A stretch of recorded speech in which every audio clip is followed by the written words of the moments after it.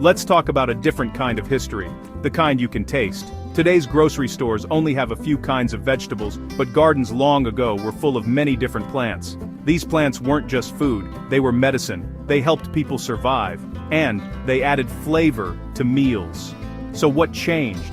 Big farms started growing crops that were all the same and easy to ship, instead of interesting strong varieties. We lost flavor and good nutrition because of this. But now, with changes in the weather and wanting healthier food, these old crops are coming back.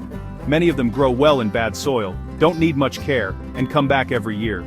They offer new flavors and textures for people who like to cook and try new things.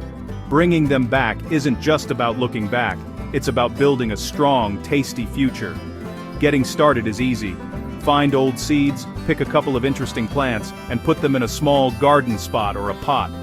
Think of it like digging for treasure in your own yard.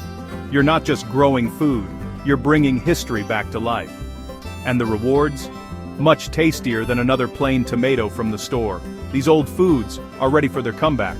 All it takes is being curious and having a little bit of dirt. Let's find out what we've been missing. Let's dig in. Literally. Skirret was a favorite long ago, sweet, nutty, and it came back every year, growing well where other root vegetables didn't. Scorzonera, also called the black oyster plant, looks rough on the outside but has soft, oyster-flavored insides, and can live through cold winters.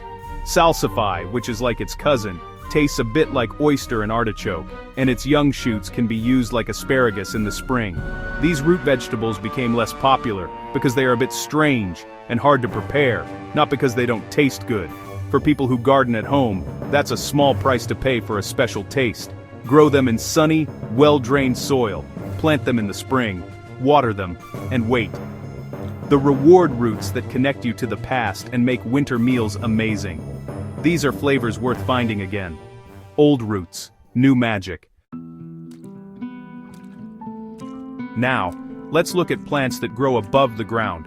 Good King Henry, or poor man's asparagus, was a common spring food. Its shoots were like asparagus, its leaves like spinach, and it came back every year.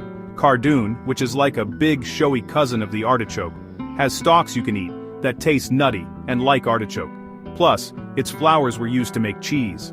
Alexander's was the all-purpose seasoning long ago. Its stems, leaves, buds, and seeds could all be eaten, and it had a peppery taste like celery and parsley. These plants became less popular because they need a little extra care or have very strong flavors, but give them some room, and they'll give you tastes you can't find in stores. Cardoon needs a lot of space. Good King Henry will stay for many years, and Alexander's easily plants its own seeds. Enjoy their unique qualities for a truly special garden. Old greens, new adventures. Grow them, and taste history. Above-ground treasures are waiting. Some old plants are a mix of being a weed and being wonderful.